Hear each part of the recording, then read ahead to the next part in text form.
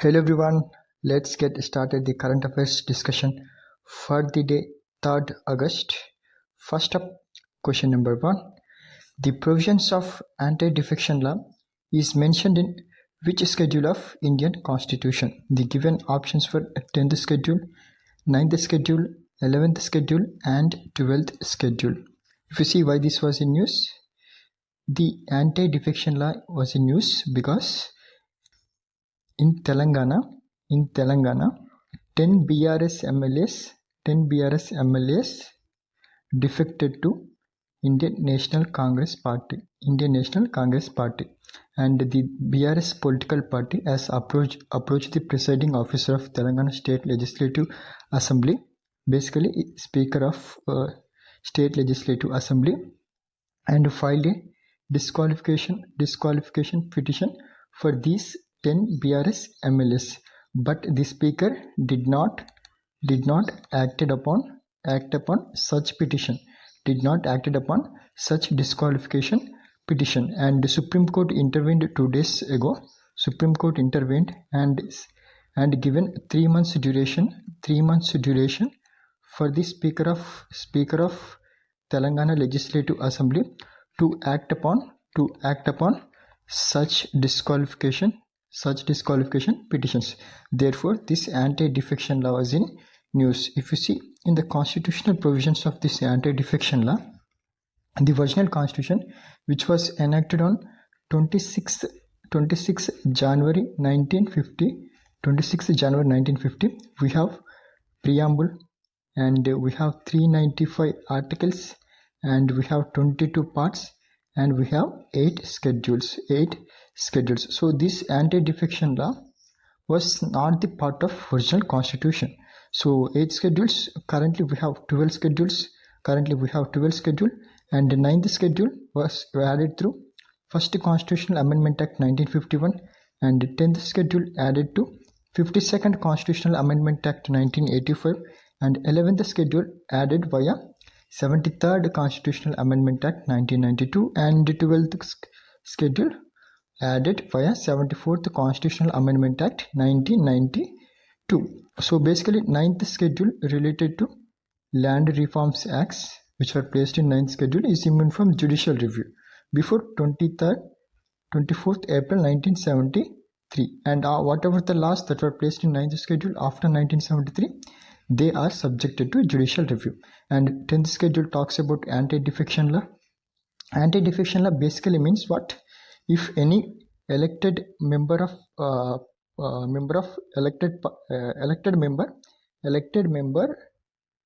whether he might be of MP of Lok Sabha or MP of Rajya Sabha or member of State Legislative Assembly, MLA or MLC, member of State Legislative Council, if they were defected after they were elected from the ticket they received from their respective political party. Basically, in short, if the elected MPs, MLAs, MLCs change their party, they will be subjected to disqualification. Under anti-defection law. So this provision added via 52nd Constitutional Amendment Act 1985 under the Rajiv Gandhi government. So this is 10th schedule. 11th schedule talks about powers, functions and responsibilities of panchayats. 29 items were mentioned here, and 12th talks about powers, functions and responsibilities of municipalities. 18 items were mentioned here. So the question is asking, the provisions of anti-defection law is mentioned in which schedule of Indian Constitution? The correct answer for this question is 10th schedule. So option A would be the correct option for question number 1. And moving forward, if you talk about the anti-defection law in the 10th schedule, the provisions of anti-defection law is highly important for examination. If you see provisions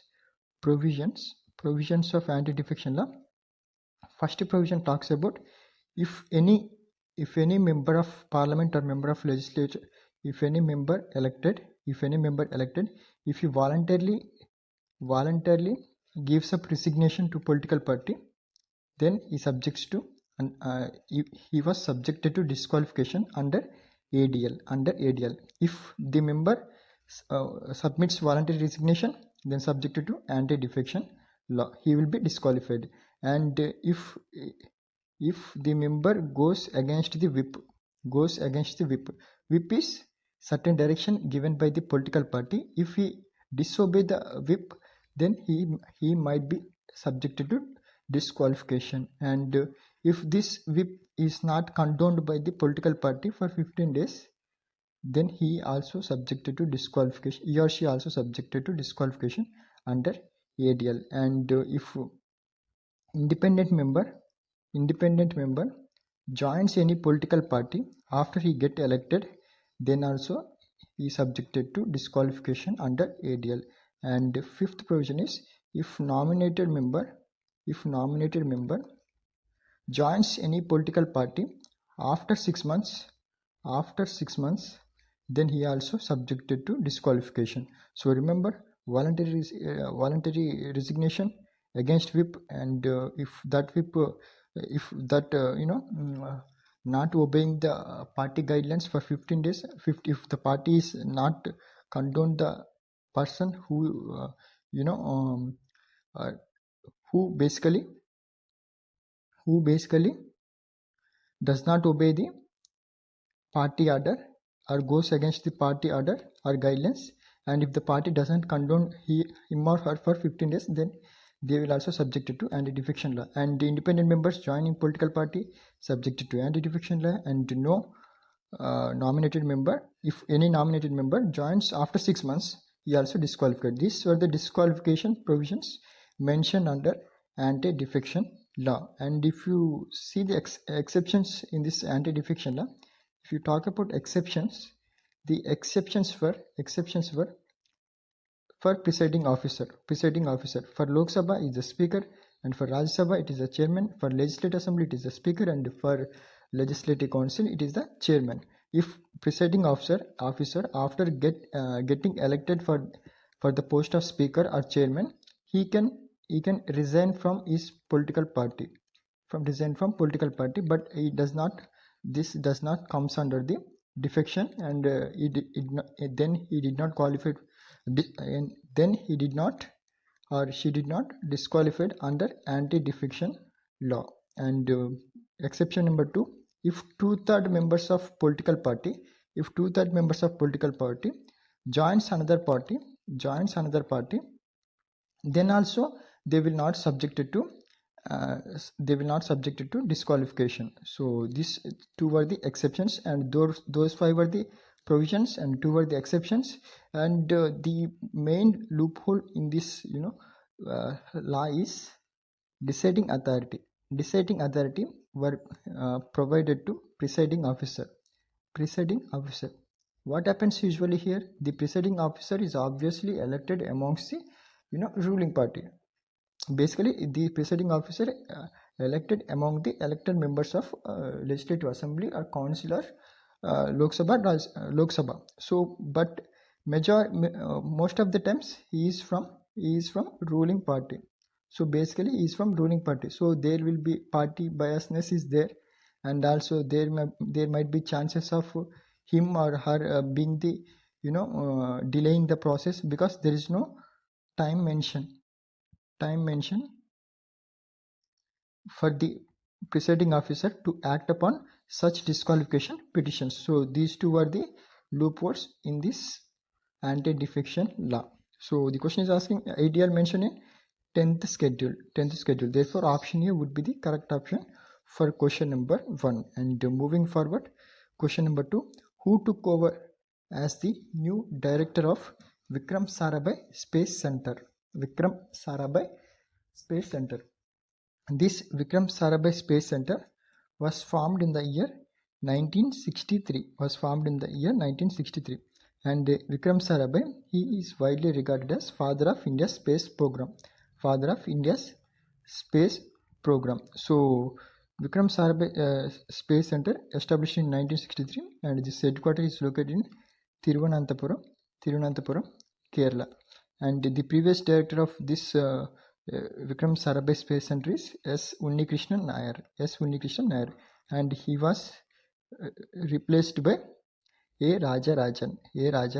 He is the current director of Vikram Sarabhai Space Center. So Vikram Sarabhai Space Center, basically it is the R&D plant for ISRO. R&D plant for ISRO.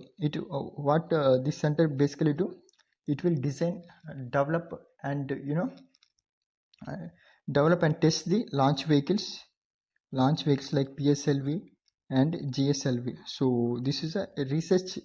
Basically, we can say this is a research wing for ISRO, Vikram Sarabhai Space Center. The chairman, the current director is A. Rajarajan. And talking about ISRO, ISRO's current chairman is V. Narayan. He is the 11th in order. Remember all these points. And moving forward, question number 3. The book In Search of Biohappiness. This is most important question. The book In Search of Biohappiness was written by. Why this was in news? Because our Prime Minister of India, Narendra Modi, inaugurating 3-day science conference in New Delhi, Science Congress, on August 7. So why this date was important?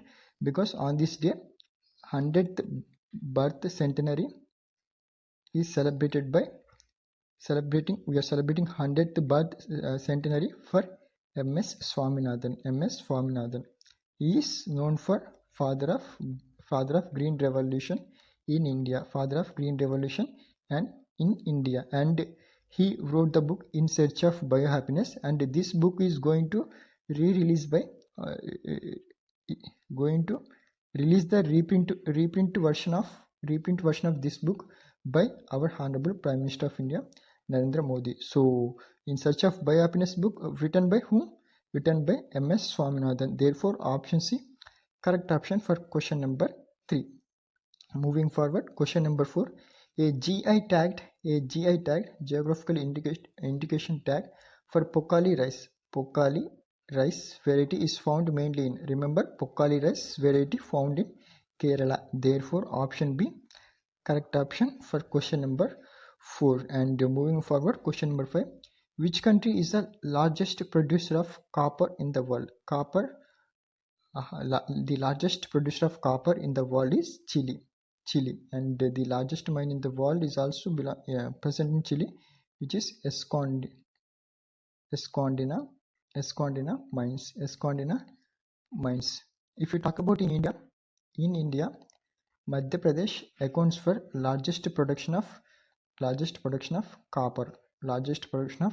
In the country. In the world, it is Chile, and in India, it is Madhya Pradesh. So these key points. And in Madhya Pradesh, Malanchnath mines, largest mine in the country. Then followed by Rajasthan, and first Madhya Pradesh, Rajasthan, followed by Jharkhand, and Madhya Pradesh K3 mines. Here Jadugoda mines in Jharkhand. So 5th question, option B, correct option. And moving forward, question number 6. Which initiative aims to establish 7 mega textile parks across India? So 7 mega textile parks across India is going to launch under the initiative of PM Mitra Textile Parks Scheme. So remember, PM Mitra Textile Parks Scheme going to establish 7 mega textile parks in India. If you see the 7 mega textile parks, new textile parks under PM Mitra scheme. If you see Tamil Nadu, Telangana, Gujarat, Karnataka, Madhya Pradesh, Uttar Pradesh, and Maharashtra. So PM 7 textile parks under PM Mitra scheme. Option A, correct option for this question. And the next question number 7. What was the GST collection for July 2025? GST collection for July 2025. You see the GST, this is a kind of indirect tax. It's like a one tax, one nation, one tax. Although we are not paying, there were different labs under GST. So basically, it is not fulfilling this criteria. But they are saying one nation, one tax, and this was implemented from 1st July 2017. GST, goods and services tax, implemented from the 1st July 2017, and the GST collection happens every month, and that was collected for every month. And the more the tax we pay, it means what? More the demand for goods, or the public has the more money, or the government taxing more money, taxing indirect taxes for the people. You see, direct tax and indirect tax, there is going to be largest distinction, because the direct tax sources were what? From income tax, from corporate tax. So indirect tax, the GST, and the collection of GST for the July month is 1.96 lakh crore. 1.96 lakh crore we are paying indirect tax to the government of India. So remember, option D, correct option for question number 7, 1.96 lakh crore. And question number 8, which port commissioned 1 MW green megawatts green hydrogen plant, 1 megawatt green hydrogen plant under national mission, producing 140 tons annually? Remember, Kandla port, which is located in the state of Gujarat, is going to commission 1 megawatt green hydrogen plant, and that producing 140 tons annually, and this was under the mission of national mission. So question number 8, option C, correct option. And moving forward, question number 9, which rare blood group antigen was discovered in Bangalore? The correct answer is Crib antigen. Crib, remember, India discovers world's rarest blood group, Crib, in Bangalore women, and this occurs only for 0.1% population. This present amongst 0.1% population. So remember, Crib antigen, rare blood group discovered in Bangalore. So question number 9, option A, correct option. And moving forward, question number 10, who takes charge as the 47th Vice Chief of Naval Staff? The Vice Chief of Naval Staff is in 47th order. Who is he? Sanjay Vatsyayan. Remember, Sanjay Vatsyayan, 47th Vice Chief of Naval Staff. If you see the appointments related to defense, the Chief of Defense Staff, who is the current Chief of Defense Staff, is Anil Chauhan. And if you talk about Army, Chief of Indian Army is Upendra Dwivedi, and Chief of Navy, Dinesh Kumar Tripathi, and Chief of Indian Air Force is Amarpreet Singh. So Navis is the chief, and the vice chief, who is in 47th order, is Sanjay Vatsyayan. So question number 10, option B, correct option. And that's it for the day. And those were the top 10 MCQs that I want to discuss, and we are ending the video as usual. The question is the static question related to static. What was the name of first satellite launched by India? You have to the given options were INSAT 1A, Rohini, Bhaskara, Aryabhatta. So the question is asking name of first satellite launched by India. So just give your answer in the comment section below. That's it for the day. Thank you so much for watching, and good luck everyone. Jai Hind.